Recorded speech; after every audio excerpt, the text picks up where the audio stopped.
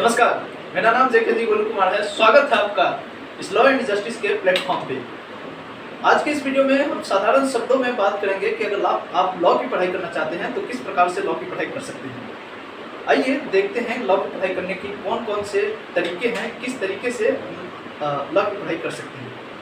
अगर आप 10th या 12th में हैं और लॉ की पढ़ाई करने की सोच रहे हैं तो बिल्कुल बेफिक्र हो जाइए, ये वीडियो आपके लिए है। सबसे पहले अगर आप 12th पास कर लिए हैं तो 5 इयर्स की इंटीग्रेटेड कोर्स होती है जिसे आप करके लॉ की पढ़ाई कंप्लीट कर सकते हैं।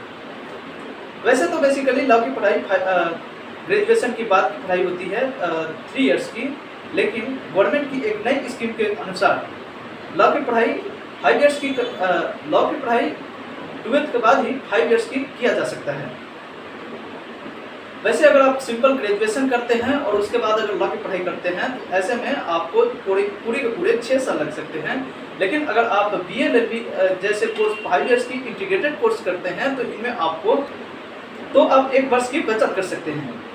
आइए देखते हैं किस प्रकार से कितने टाइप की लॉ की कोर्सेस होते हैं, कितने तरीके से लॉ की पढ़ाई किए जा सकते हैं। आफ्टर 12th के बाद किस प्रकार के कोर्सेस हैं, सबसे पहले हम इसको देखते हैं।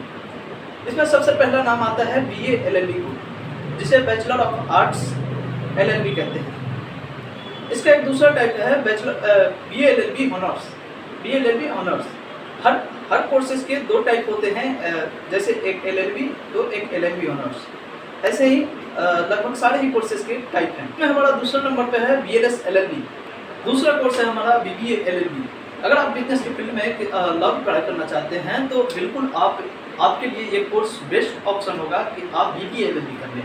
Same to same BBA LLB का BBA LLB ऑनर्स भी होता है, जिसे भी आप कर सकते हैं, जिसमें कि बहुत सारा डिफरेंट नहीं होता है, एकदम जरा सा के लिए डिफरेंट होता है।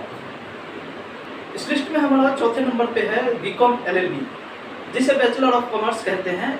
कॉमर्स फील्ड वाले लोगों के लिए ये लॉ की पढ़ाई बहुत ही बेस्ट ऑप्शन। ग्रेजुएशन के बाद LLB भी इसी प्रकार के होते हैं। आइए देखते हैं इसमें एडमिशन लेने की प्रक्रिया क्या है, किस प्रकार से लॉ की पढ़ाई करने के लिए एडमिशन लिया जा सकता है। सबसे पहले जानता हूं कि इसको एंट्रेंस एग्जाम देकर किस प्रकार से क्लियर किया जाता है।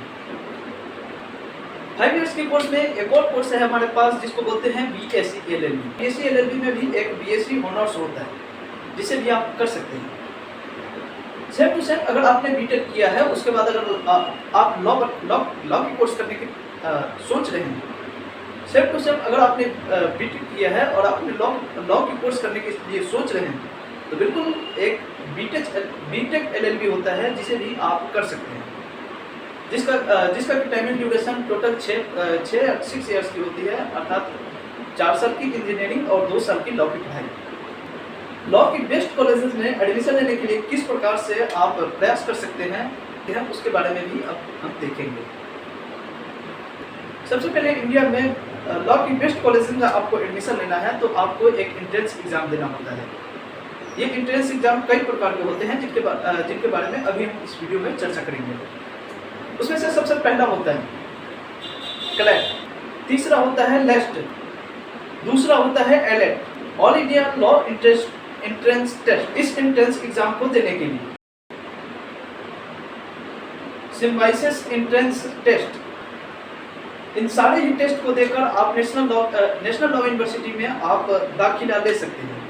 हमारे इंडिया में टोटल 21 नेशनल लॉ यूनिवर्सिटीज़ हैं, जिसको शॉर्ट फॉर्म में NLU के नाम से जानते हैं। हम बात कर लेते हैं कि अगर आप क्लैट एग्जाम देना चाहते हैं तो इसके लिए किस प्रकार से आप एलिजिबल होंगे। इस एग्जाम को देने के लिए कोई एज लिमिट नहीं है, अर्थात विदाउट एज ऑफ लिमिट।